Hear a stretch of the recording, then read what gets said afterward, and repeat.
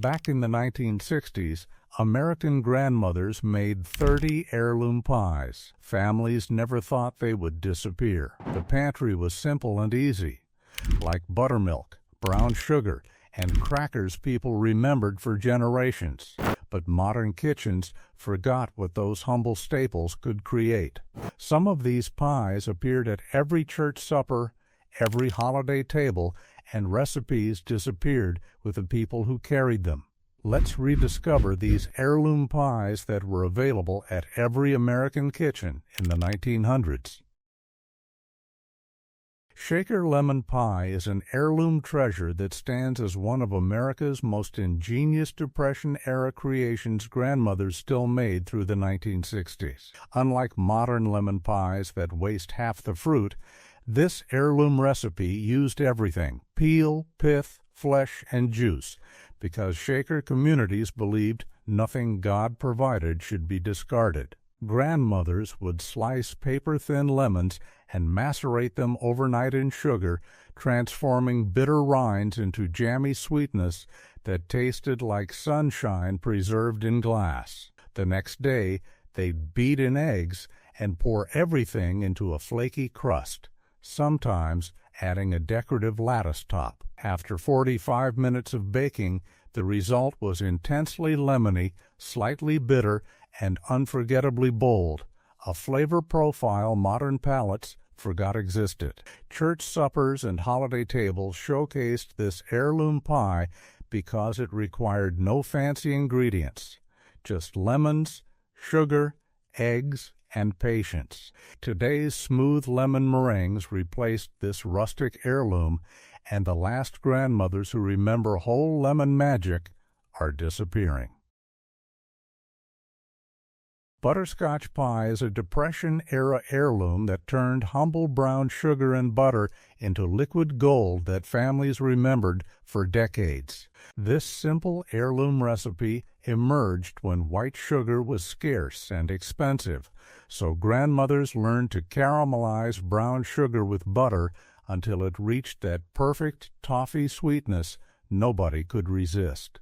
They'd whisk in milk, cornstarch, and egg yolks over low heat, stirring constantly until the mixture thickened into silky custard that coated the back of a wooden spoon. A splash of vanilla and pinch of salt balanced the sweetness perfectly, creating depth that store-bought pudding could never match.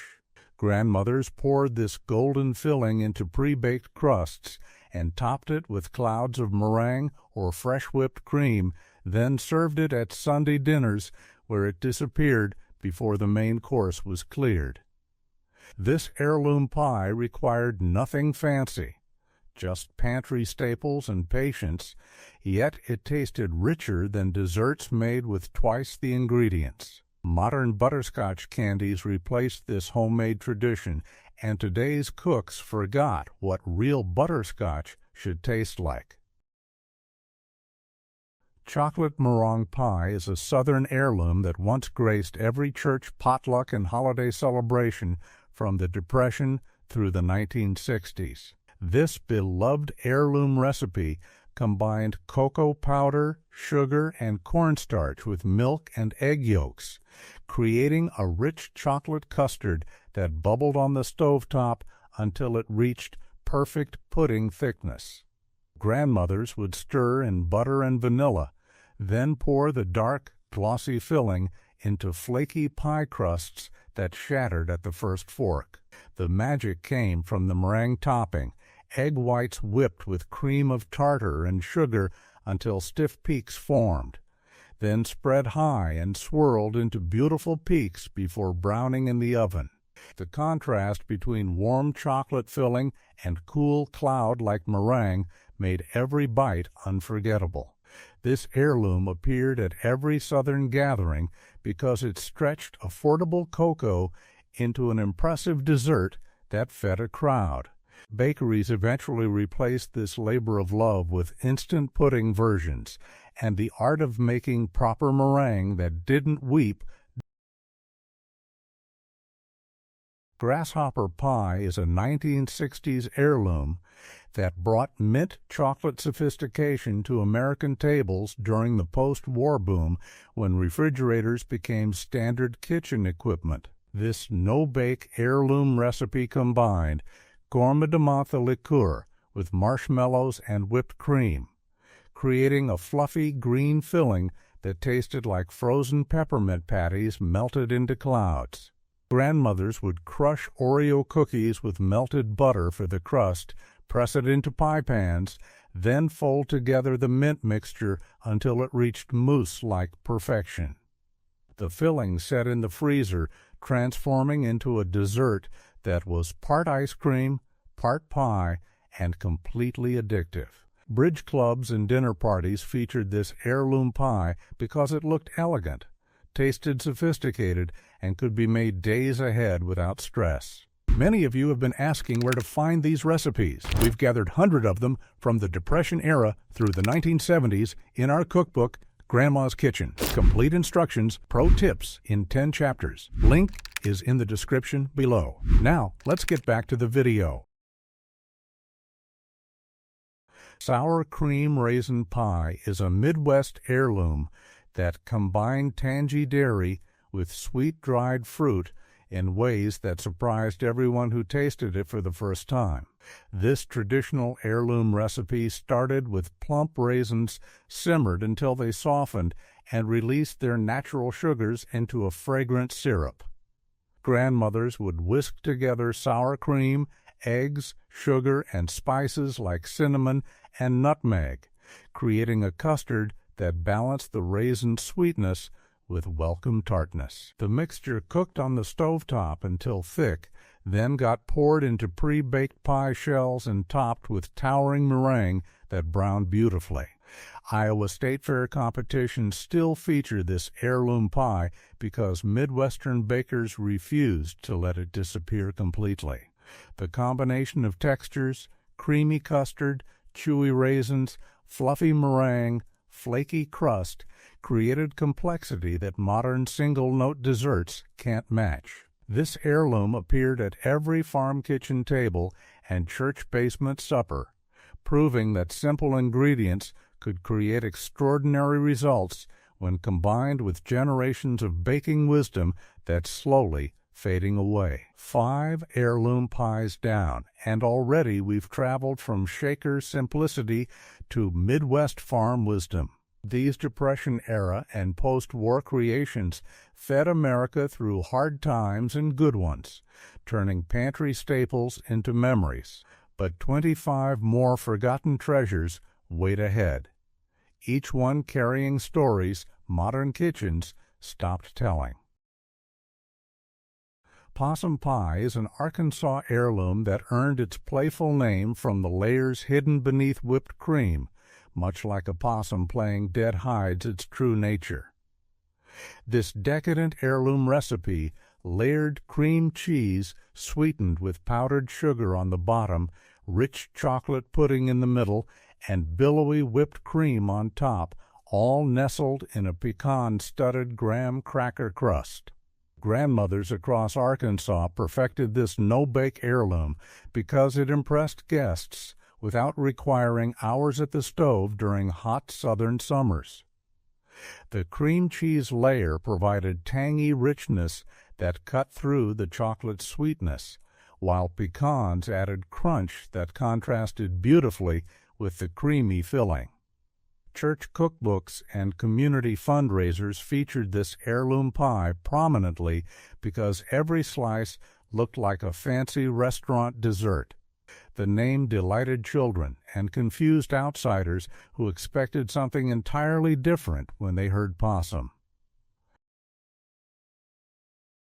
Old-fashioned coconut cream pie. Old-fashioned coconut cream pie is a southern heirloom that transformed shredded coconut and simple custard into tropical paradise long before anyone flew to Hawaii. This classic heirloom recipe started with milk, sugar, cornstarch, and egg yolks cooked into silky vanilla custard, then enriched with butter and generous amounts of sweetened coconut. Grandmothers would toast extra coconut until golden brown, creating two distinct flavors: the soft, sweet coconut in the filling and the nutty, crunchy coconut sprinkled on top.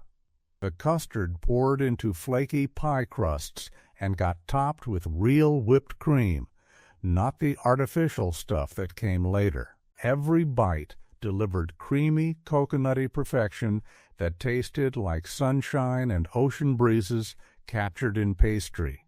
This heirloom appeared at every Southern celebration because coconut kept well in pantries, making it reliable year-round.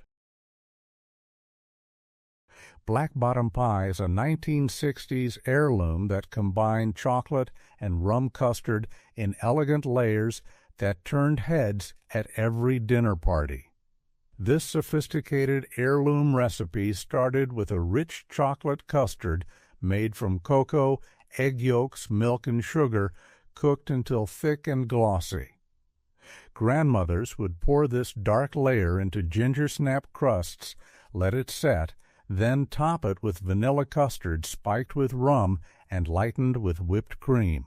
Gelatin helped the rum custard layer hold its shape, creating distinct separation between dark chocolate bottom and pale vanilla rum top. Shaved chocolate curls garnished the top, making this heirloom look like something from a fancy bakery window. The name came from the dark chocolate layer on the bottom, and the flavor combination, bitter chocolate, sweet vanilla, warm rum, created complexity that impressed sophisticated palates. This heirloom pie appeared in women's magazines and community cookbooks throughout the post-war era when home entertaining became an art form. Peanut butter pie is a no-bake heirloom that turned America's favorite sandwich spread into a dessert so rich it required only thin slices.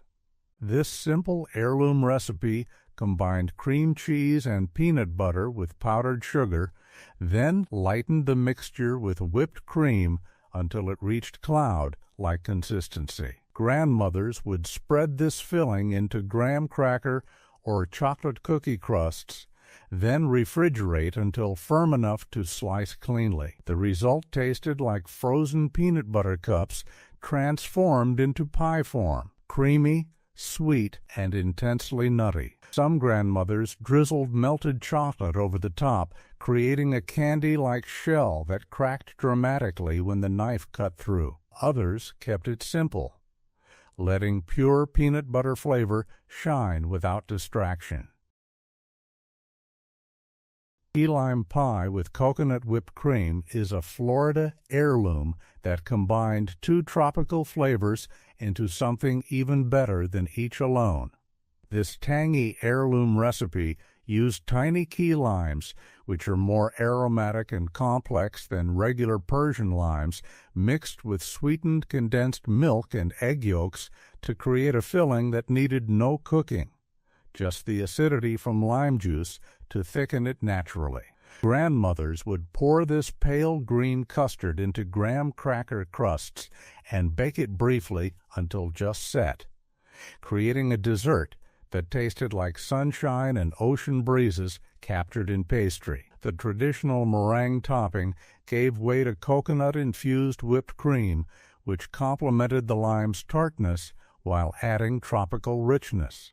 This heirloom appeared at every coastal celebration and fish fry, served ice-cold to combat Florida's humidity. Authentic key limes grew in backyard trees, making this pie truly local and seasonal before supermarkets sold limes year-round. Rehook. 10 heirloom pies revealed, and the journey has taken us from Arkansas church suppers to Florida backyards, from Depression-era resourcefulness to 1960s sophistication. Each pie tells a different story, yet all share one truth: they disappeared because convenience replaced tradition, and now only memories remain of what grandmothers once knew. Kentucky grandmothers guarded this recipe like gold, passing it down through whispered instructions and watchful supervision in warm kitchens that smelled of butter and vanilla. Transparent pie earned its name from the pale, translucent filling that looked almost glass-like when sliced, revealing a custard so delicate it barely held together, yet tasted rich enough to satisfy the sweetest tooth. The filling combined just 6 ingredients: butter, sugar, eggs, cream, vanilla, and flour. Yet the proportions and technique made all the difference between success and disaster. Grandmothers would cream butter and sugar until fluffy and pale, then add eggs one at a time while beating constantly to incorporate air that made the filling light. Heavy cream enriched the mixture, while just enough flour provided structure without making it dense or heavy like chess pie. The magic happened during baking, when the filling puffed up golden and crackly on top, but remained creamy underneath. Vermont and Canadian grandmothers created this during long winters when maple trees provided the only sweetener available besides expensive white sugar shipped from far away. Maple syrup pie combined pure maple syrup with eggs, cream, and butter to create a filling similar to pecan pie, but without the nuts, letting the complex caramel-like flavor of real maple shine through every bite. The grade of syrup mattered tremendously. Dark, robust syrup provided stronger flavor that stood up to baking, while lighter grades made delicate pies that tasted subtle and refined. Grandmothers would heat the syrup with butter until it bubbled and reduced slightly, concentrating the maple flavor and creating depth that raw syrup lacked. Beaten eggs and cream whisked into the hot syrup created a custard that set firm when baked but remained tender and sliceable. Farm families tapped their own maple trees each spring, collecting sap and boiling it down in massive outdoor kettles that steamed for hours. Canadian farm kitchens birthed this rustic dessert that combined maple syrup and brown sugar into something even richer than either ingredient alone could create. Backwoods pie took its name from remote rural areas where families made do with whatever the land provided, and maple trees plus root cellars full of stored brown sugar meant sweet pies even in the depths of winter. The filling whisked together maple syrup, packed brown sugar, heavy cream, butter, eggs, and just enough flour to bind everything into a custard that set properly during baking. Some grandmothers added a splash of vanilla or pinch of salt to balance the intense sweetness, while others kept it pure and simple. The result tasted like liquid toffee transformed into pie form, deeply caramelized, buttery, and so rich that thin slices satisfied completely. This pie required no special equipment or techniques, just a sturdy arm for whisking and a reliable oven that maintained steady heat. Holiday tables featured this dessert because it looked impressive despite humble origins, and guests always asked for the recipe.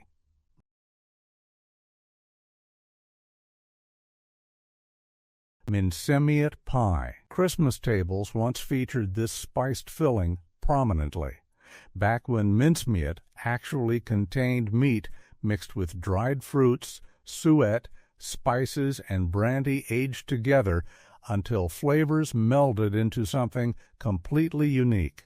Mincemeat pie traced its roots back to medieval England, but American grandmothers adapted it through generations, sometimes keeping the traditional beef or venison, other times making mock versions with just fruits and spices. The preparation began weeks before Christmas, when grandmothers would chop apples, raisins, currants, and candied citrus peel, then combine them with brown sugar, molasses, cinnamon, cloves, nutmeg, and allspice.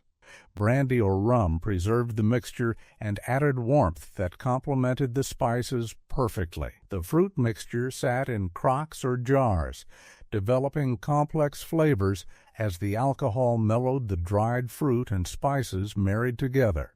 When pie-making time arrived, grandmothers would spoon this dark, fragrant filling into pastry-lined pans and top it with lattice crust that allowed steam to escape during baking. The finished pies smelled like Christmas itself, spicy, fruity, and mysterious. Church bazaars and holiday gatherings featured mincemeat pies because they represented tradition and celebration. Plus, they kept well and could be made ahead. The lengthy preparation and acquired taste made this pie less popular with each generation, until most people only knew the canned filling that bore little resemblance to the real thing their great-grandmothers lovingly prepared each December. Southern grandmothers perfected this recipe long before corn syrup companies printed it on their labels and claimed credit for America's favorite nut pie. Old-fashioned pecan pie originally used cane syrup, sorghum, or molasses combined with brown sugar to create a filling that tasted deeper and more complex than modern versions made with light corn syrup. The pecans themselves came from backyard trees that families harvested each fall, cracking the shells by hand and picking out nut meats during long evenings on the porch. Grandmothers would toast the pecans lightly before adding them to the pie, intensifying their buttery flavor and ensuring they stayed crunchy even after baking in sweet custard. The filling combined eggs beaten with sugar, butter, vanilla, and a pinch of salt, simple ingredients that required no special technique beyond patience and attention. Some grandmothers arranged pecan halves in beautiful circular patterns before pouring in the filling, creating pies almost too pretty to cut. Others chopped the nuts and stirred them into the filling for even distribution throughout every slice. This pie appeared at Thanksgiving and Christmas tables without fail, often alongside sweet potato pie and ambrosia salad. The border between too soft and properly set remained thin. The filling should wobble slightly when the pan moved, but not slosh like liquid. Modern convenience led to corn syrup shortcuts that produced reliable but ordinary results, and the nuanced flavors of cane syrup and home-harvested pecans faded into memory. 15 pies explored, from Kentucky's translucent custard to Canada's maple-sweetened dreams to the South pecan perfection. Each recipe carried regional pride and seasonal rhythms: sugaring time, pecan harvest, Christmas preparation. These weren't just desserts, but markers of time and place, connections to land and tradition that modern convenience severed without replacement. Spring arrived in Midwest kitchens when the first rhubarb stalks pushed through thawed ground, their tart red stems signaling the end of winter's monotony and beginning of fresh baked possibility. Rhubarb custard pie combined the vegetable's intense sourness with sweet custard, creating a balance that made taste buds sit up and pay attention after months of stored apple and canned fruit. Grandmothers would harvest rhubarb stalks early in the morning when they were most tender, then slice them into half-inch pieces that released pink-tinged juice onto cutting board. The custard base, egg, sugar, cream, and flour transformed the sour rhubarb into something magical, with enough sweetness to tame the pucker, but not enough to mask the fruit's distinctive character. Some grandmothers added a pinch of nutmeg or a splash of vanilla to complement the rhubarb, while purists kept it simple and let the main ingredient shine. The pie baked slowly until the custard set and the rhubarb softened, but didn't dissolve into mush, maintaining its shape and some texture. The top developed golden spots where custard bubbled up between fruit pieces, creating a rustic appearance that signaled homemade quality. Church suppers in May featured multiple rhubarb pies because everyone's garden produced more than families could eat fresh, and this pie used abundant stock efficiently. Fall gardens yielded more than just ripe red tomatoes. They also produced countless green ones threatened by first frost, and resourceful grandmothers refused to let them go to waste. Green tomato pie transformed these unripe vegetables into desserts that shocked people who expected savory when they heard tomato pie, but discovered something mysteriously similar to apple pie instead. The green tomatoes, sliced thin and sprinkled with sugar, released pectin as they cooked, creating their own syrupy filling without added thickener. Grandmothers would layer the sugared tomato slices in pie crusts, then add cinnamon, nutmeg, a squeeze of lemon juice, and dots of butter before covering with a top crust. During baking, the tomatoes softened and caramelized, their tartness mellowing into something fruity and complex that fooled even experienced bakers into guessing apple or pear. The filling achieved a texture similar to apple pie, but with a unique, tangy undertone that made it distinctive once you knew what you were tasting. This pie appeared in farm kitchens throughout September and October when frost warnings meant harvesting everything green that wouldn't ripen in time. Church cookbooks included green tomato pie recipes because country women understood the value of using what you had. Holiday tables faced a dilemma: serve pumpkin pie or pecan pie when guests loved both equally and couldn't choose between them without starting family argument. Pumpkin pecan pie solved this problem brilliantly by layering both fillings in one crust, creating a dessert that satisfied everyone while sparking conversation about who invented this genius combination. The bottom layer started with traditional pumpkin filling, mashed pumpkin, egg, cream, brown sugar, cinnamon, ginger, nutmeg, and cloves poured into an unbaked pie shell. Grandmothers would carefully spoon pecan pie filling on top, creating distinct layers that stayed separate during baking if done properly. The pecan layer, corn syrup, butter, eggs, vanilla, and whole pecans floated on top of the denser pumpkin base, creating visual drama when sliced. Some bakers struggled with the layers mixing together, but experienced grandmothers knew to use slightly thicker pumpkin filling and to pour the pecan mixture gently down the side of a spoon to avoid breaking through. The finished pie offered two distinct flavors in every bite: creamy spiced pumpkin on bottom, sweet crunchy pecans on top, plus the flaky crust that bound everything together. Thanksgiving and Christmas dinners featured this pie when hosts wanted to impress guests or when family members couldn't agree on which traditional pie to serve. June brought strawberry season's brief window when berries came cheap and plentiful, and grandmothers transformed flats of fruit into pies that captured summer's essence before it faded. Strawberry cream pie layered vanilla custard with fresh berries in configurations that varied by family tradition. Some started with custard, others with berries, and debates about proper method sparked friendly arguments at church suppers. The custard base cooked on the stovetop until thick enough to coat a spoon, then cooled slightly before grandmothers began assembly in pre-baked pie shell. Fresh strawberries, hulled and sliced, went into the cooled custard, their juice bleeding pink into the vanilla base and creating marble patterns. Some grandmothers glazed whole berries separately with sugar and cornstarch, creating a shiny topping that looked professional and protected the cream layer beneath. Others simply folded berries into whipped cream for a lighter, fluffier filling that tasted refreshing on hot days. The pie needed refrigeration and couldn't sit long before the berries released too much juice and made everything soggy, so grandmothers timed these carefully for serving within hours of assembly. Strawberry socials and summer picnics featured these pies prominently, often multiple versions.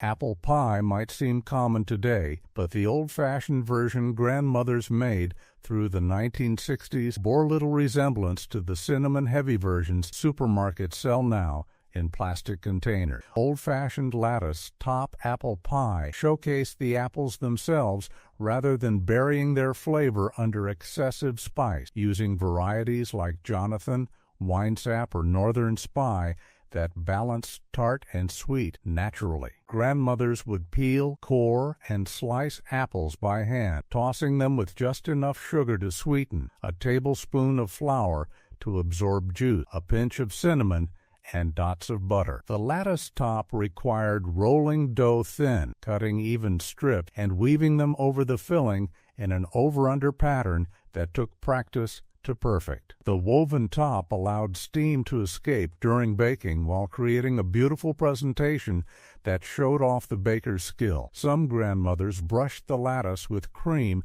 and sprinkled sugar over it before baking, creating a golden, sparkly crust that crackled when cut. The pie baked until the filling bubbled through the lattice openings and the apples softened but didn't turn to mush, a timing that required experience to judge correctly. 20 pies completed, spanning spring's first rhubarb through fall's final green tomatoes with summer strawberries and holiday classics between.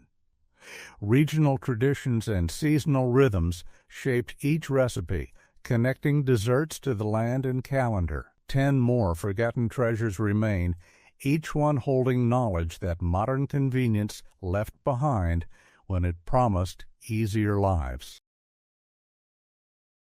Wild gooseberry bushes produced tart green or purple berries that puckered mouths when eaten raw, but transformed into spectacular pies when combined with enough sugar to balance their intense sourness. The prepared gooseberries mixed with generous amounts of white sugar. The berries' tartness required more sweetener than almost any other fruit, plus flour or tapioca to thicken the abundant juice they released during baking.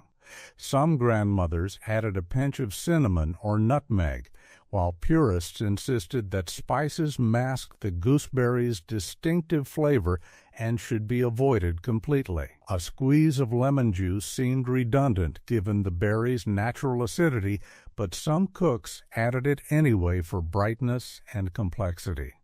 The mixture piled high into pie shells, mounded generously because the berries would shrink and settle considerably during the long baking time required to soften them and meld the flavors together properly. The pies baked until the filling bubbled vigorously through vents or lattice openings, the sugar and berry juice combining into thick syrup that turned slightly golden where it touched the hot crust. The finished pies needed complete cooling before slicing, or the filling remained too liquid and runny. But once set, they achieved a jammy consistency that held together beautifully on plates. The flavor hit hard and immediate, intensely tart with enough sweetness to balance but not overwhelm, creating a tension between sour and sweet that kept taste buds engaged from first bite to last. The small berries held their shape rather than dissolving into mush, providing textural interest and bursts of concentrated flavor throughout each slice. Farm families and rural communities made gooseberry pie whenever the brief harvest season arrived, usually in early summer before other fruits ripened and provided alternatives. Church cookbooks included gooseberry pie recipes alongside other wild fruit desserts that required foraging rather than purchasing. Colonial America's contribution to pie history began in the 1600s, making Marlboro pie one of the oldest desserts on this list and a direct link to early American cooking before independence, industrialization, or modern conveniences changed everything about how people prepared food. Making Marlboro pie began with cooking apples until they broke down completely into thick, smooth applesauce consistency rather than remaining in distinct slices or chunks. Grandmothers used tart cooking apples like winesaps or pippins that held their flavor after extended cooking rather than becoming bland, watery mush that tasted like nothing. The hot applesauce got beaten vigorously with butter, sugar, egg yolks, lemon juice and zest, nutmeg, and a generous splash of sherry or Madeira wine that added sophistication and depth. The alcohol added complex flavor while also acting as a preservative in an era before reliable refrigeration, when pies needed to keep for days without spoiling. Some historical recipes included cream or milk to make the filling more custardy and lighter, while others kept it thick, dense, and concentrated on pure apple flavor. The mixture poured into pie shells and baked until set but still slightly wobbly in the center, a visual sign that the custard had cooked properly without curdling, weeping, or separating. The top developed a golden crust where the filling caramelized slightly against direct heat, creating textural contrast with the creamy interior that remained smooth underneath. The finished pie tasted layered and complex, tart from apples and lemon, sweet from sugar, warm from nutmeg, and sophisticated from the sherry's subtle but unmistakable presence throughout. This wasn't a children's dessert, but rather an adult pie that rewarded careful, thoughtful tasting and deep appreciation for subtle flavors. Marlboro pie appeared regularly on New England tables through the 1800s, especially during Thanksgiving celebrations, when it competed directly with pumpkin pie for prominence and pride of place. However, by the mid-20th century, the pie had largely vanished from even traditional New England tables where it had once been standard. Coconut lovers found paradise in this forgotten dessert that combined rich chocolate custard with chewy coconut macaroon topping in a pairing that seemed exotic, tropical, and sophisticated during the post-war era when international flavors gained popularity and American palates expanded beyond traditional regional fare. Chocolate macaroon pie layered smooth, dark cocoa custard on the bottom with a coconut macaroon mixture on top, creating two completely distinct textures and complementary flavors in one impressive dessert that looked complicated and time-consuming but actually assembled quite simply with basic techniques. The chocolate layer started as traditional chocolate cream pie filling, unsweetened cocoa powder, granulated sugar, cornstarch for thickening, whole milk, egg yolks for richness, butter for silkiness, and vanilla extract, cooked together slowly until thick, glossy, and smooth. Grandmothers would pour this warm chocolate custard into pre-baked pie shells that had cooled completely, then smooth it evenly across the bottom to create a level surface. The magic came from the distinctive topping, which combined sweetened shredded coconut with beaten egg whites and sugar to create a meringue-like mixture studded throughout with coconut flakes that added texture and tropical flavor. This mixture spread carefully over the chocolate layer without mixing or swirling. Then the whole assembled pie went into a moderate oven to bake until the coconut topping turned golden brown and set into a chewy, candy-like crust.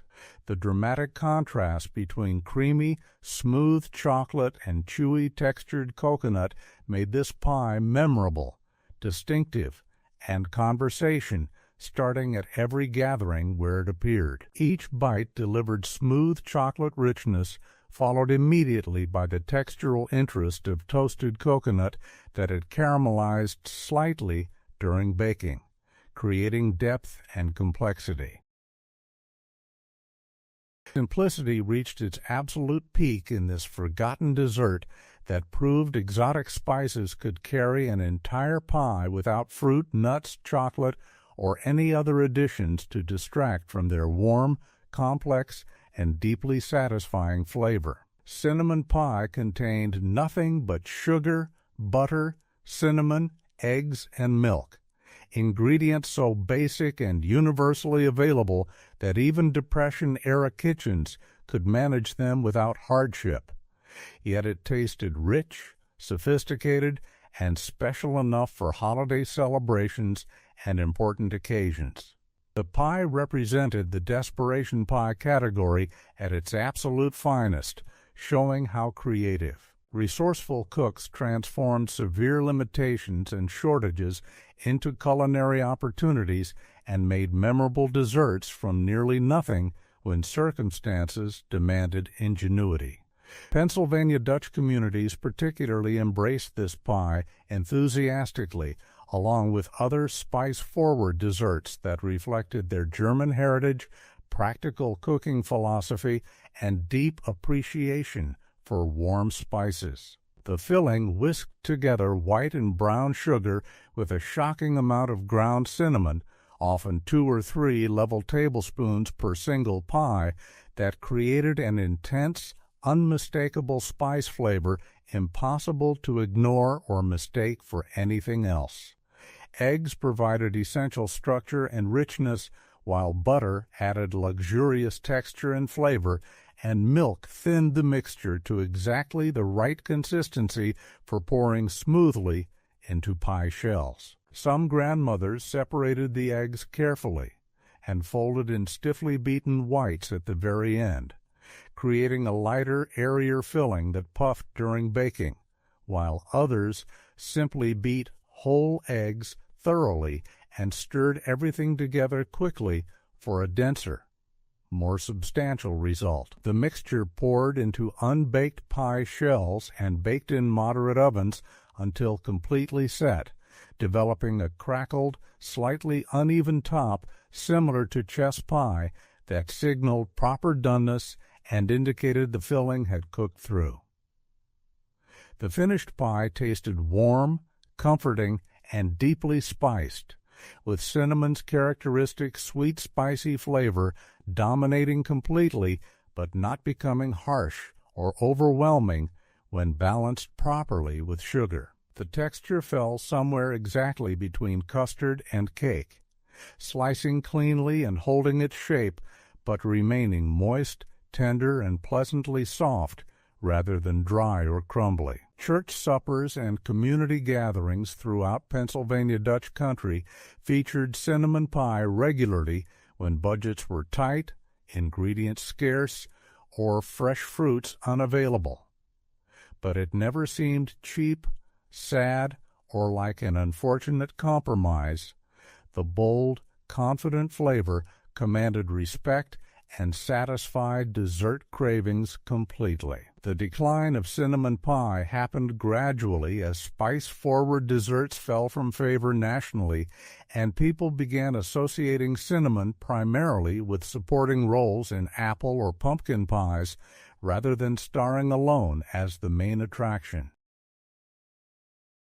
Vegetables in desserts raised eyebrows even during eras when cooks regularly and successfully transformed unexpected ingredients into sweet treats.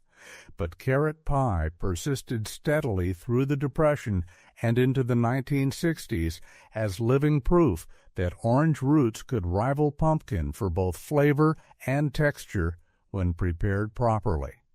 This unusual pie required cooking carrots until completely tender, then mashing them smooth before combining with eggs, milk, sugar, and traditional pie spices to create a filling remarkably similar to beloved pumpkin pie, but with its own distinctive natural sweetness and subtle earthiness. The pie emerged purely from necessity during hard times when pumpkins were unavailable, expensive, or simply didn't grow well. But carrots grew abundantly in home gardens, stored reliably well through winter months in cool root cellars, and cost almost nothing to produce. Making carrot pie began with peeling and chopping carrots into uniform pieces, then boiling them in water until fork tender and soft enough to mash completely smooth without any fibrous lumps. Some grandmothers used traditional potato mashers and patient elbow grease, while others pushed the cooked carrots through fine mesh sieves or hand-cranked food mills to achieve perfectly smooth, velvety puree without any detectable bits. The warm carrot puree, mixed thoroughly with beaten eggs, milk or cream, brown and white sugar for depth and complexity, melted butter for richness, and a generous blend of warm spices, cinnamon, ginger, nutmeg, and sometimes a pinch of cloves for extra complexity. The spices masked any potentially off-putting vegetable flavor while enhancing and highlighting the carrot's natural, surprising sweetness. The filling poured into unbaked pie shells and baked carefully until the center barely wobbled when the pan moved gently, indicating the custard had set properly without overcooking and developing an unpleasant grainy or curdled texture. The finished pie sliced cleanly and held its shape perfectly on plates, with a texture almost identical to pumpkin pie, smooth, creamy, dense enough to satisfy without being heavy. The flavor genuinely surprised first-time tasters who expected carrots to taste savory, even heavily sweetened, but the combination worked beautifully and created a dessert that tasted sweet, warm, comforting, and completely appropriate for dessert. Maryland's Eastern Shore birthed this unlikely dessert that transformed starchy white potatoes into sweet custard pie, so convincing and delicious that unsuspecting guests couldn't identify the main ingredient until someone finally revealed the secret after much guessing and speculation. White potato pie challenged fundamental assumptions about which vegetables belonged in desserts, proving conclusively that potatoes' bland neutrality made them perfect carriers for sugar, butter, and spices that transformed them completely into something entirely different from their savory origins. The pie emerged from coastal communities where potatoes grew abundantly in sandy soil, stored reliably well through winter, and provided dependable filling material when pumpkins and sweet potatoes were unavailable or too expensive for regular use.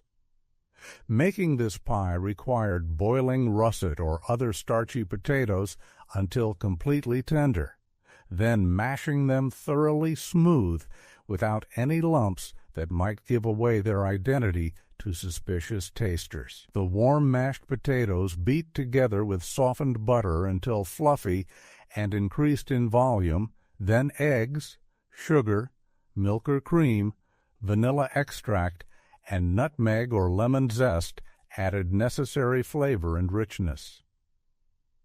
The proportions mattered tremendously and required experience to judge correctly.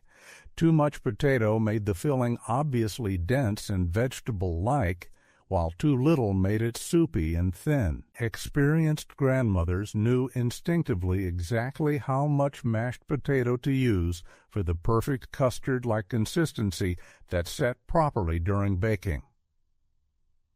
The mixture poured into unbaked pie shells and baked until the filling puffed slightly and the top turned golden brown, with edges setting firmly while the center retained a slight wobble that would firm up during cooling. The finished pie needed to cool completely before slicing, or the filling wouldn't hold together properly and would seem undercooked. Once cooled and set, the texture resembled rich custard pie, smooth, dense, and creamy, with subtle sweetness enhanced by whatever flavoring the cook chose. Before corn syrup dominated American sweeteners and white sugar became cheap and ubiquitous, honey served as the primary sweetener in many rural households where families kept beehives or traded with neighbors who did.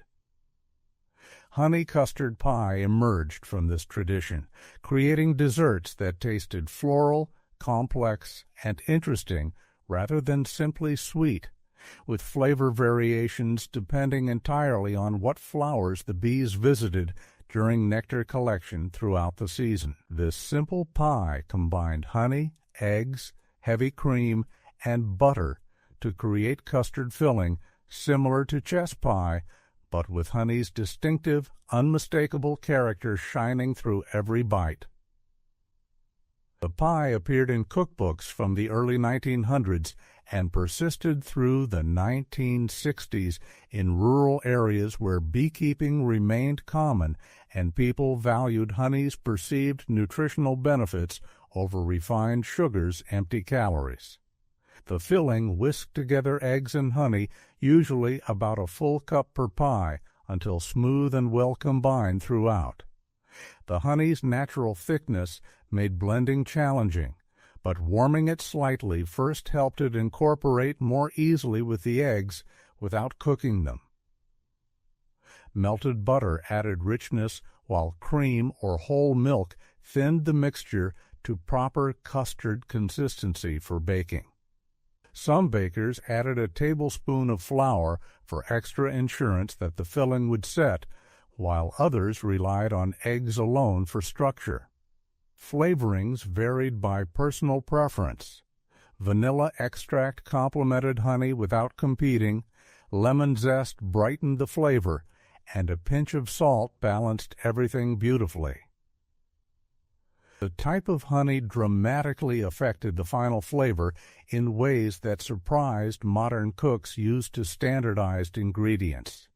Clover honey created mild, sweet pies that appealed to almost everyone, while wildflower honey produced more complex, sometimes slightly bitter undertones that divided opinion sharply. Buckwheat honey made dark, intensely flavored pies that some people loved passionately and others found too strong. Orange blossom honey added citrus notes that made the pie taste summery and light. Grandmothers used whatever honey their bees produced or whatever they could obtain locally, so honey custard pies varied significantly from region to region. The field pie shells baked until the custard set with just a slight wobble, then cooled to room temperature where the filling firmed up completely. The top developed a golden brown surface that sometimes cracked slightly. The honey flavor remained prominent, but not overwhelming, especially when balanced with lemon or other complementary flavors. As commercial sugar became increasingly cheap and available, honey's role in everyday cooking diminished, and people stopped making desserts that highlighted it so prominently. Concord grapes produce such abundant harvests in the Northeast that families needed creative ways to use them all before they spoiled, and grape pie emerged as one solution that transformed tart purple grapes into dessert without requiring tedious canning or complicated jelly making. This unusual pie featured whole-seeded grapes mixed with sugar and thickener, creating a filling that tasted intensely grape-flavored. Nothing like artificial grape flavoring, but rather like eating handfuls of fresh grapes concentrated and sweetened into something far more interesting. The Finger Lakes region of New York particularly embraced this pie, where Concord grapes grew commercially and in home gardens, producing crops so large that people gave them away by the bushel. Making grape pie started with the tedious job of removing seeds from each grape individually, a task that took patience and resulted in purple-stained fingers that wouldn't wash clean for days. Grandmothers would squeeze each grape carefully to pop out the seeds while preserving the flesh, or they'd cook the grapes briefly first to make the seeds easier to remove. The seedless grape pulp, mixed with white sugar and a thickener, usually flour or cornstarch, plus lemon juice to brighten the flavor. Some recipes added a pinch of salt or vanilla, but purists kept it simple. The mixture sat for a few minutes to let the sugar draw out juice, creating natural syrup. The grape filling went into pie crusts, usually covered with lattice or full-top crusts pierced with vents. During baking, The grapes released more juice that combined with the sugar and thickener to create a syrupy filling similar to blueberry pie, but with Concord grape's distinctive flavor, sweet tart and intensely fruity. The filling bubbled up through the vents, creating purple streams that caramelized slightly. The finished pie needed to cool completely before slicing. The flavor divided people into camps. Those who loved it found it uniquely delicious, while those who didn't complained that it tasted too much like grape jelly. As seedless table grapes became standard in supermarkets and Concord grapes became primarily associated with juice and jelly, grape pie lost its audience. The labor of seeding grapes seemed excessive when easier pies existed. World War II rationing sparked creativity in home kitchens where patriotic cooks learned to make satisfying desserts with limited sugar, butter, and flour without complaining about sacrifices that paled compared to what soldiers endured overseas. Victory blueberry pie emerged during this era as a dessert that required minimal sugar because blueberries provided natural sweetness, minimal butter because the fruit created its own juicy filling, and showcased the blue in red, white, and blue when served with white whipped cream. The name Victory connected the pie to the war effort and made eating dessert feel patriotic rather than indulgent or wasteful. Home economists promoted victory gardens and victory recipes as ways civilians could contribute meaningfully to the war effort.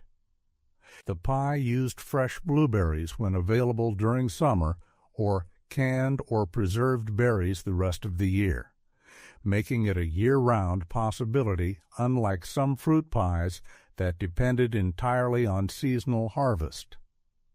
The filling combined blueberries with modest amounts of sugar, far less than pre-war recipes called for, plus flour or tapioca to thicken the abundant juice.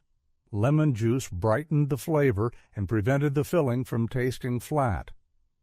A pinch of salt and dash of cinnamon or nutmeg added complexity without requiring expensive or rationed spices. Dots of butter enriched the filling slightly without being essential. Single crust versions conserved flour and butter by eliminating the top crust entirely or replacing it with simple lattice strips rather than full pastry coverage. The exposed blueberries bubbled and caramelized slightly during baking, creating intense pockets of concentrated flavor on top. The reduced sugar meant the pie tasted more like eating fresh blueberries than candy, which some people preferred, while others missed the sweeter pre-war versions. The simplicity became a point of pride. Making delicious dessert with so little seemed like a clever victory. Summer's wild blackberry harvest brought scratched arms, purple-stained hands, and buckets of tart berries that transformed into pies so good they made the picking worthwhile despite the thorns and chiggers. Blackberry crumble pie topped juicy blackberry filling with buttery streusel instead of pastry crust, creating textural contrast that highlighted the berry's natural flavor while providing satisfying crunch. The pie emerged from country kitchens where wild blackberries grew along fence rows and in abandoned fields, free for the picking if you didn't mind the scratches and summer heat. The filling combined fresh blackberries with sugar adjusted to the berry's sweetness. Wild blackberries varied tremendously depending on rainfall and sun exposure, so experienced bakers tasted first. Flour or cornstarch thickened the abundant juice that blackberries released during baking. Lemon juice brightened the flavor and added necessary acidity. Some grandmothers added a pinch of cinnamon or ginger, while others kept it simple and let pure blackberry flavor dominate. The mixture went into unbaked pie shells, mounted high because the berries would shrink during baking. The crumble topping distinguished this pie from standard double-crust blackberry pies.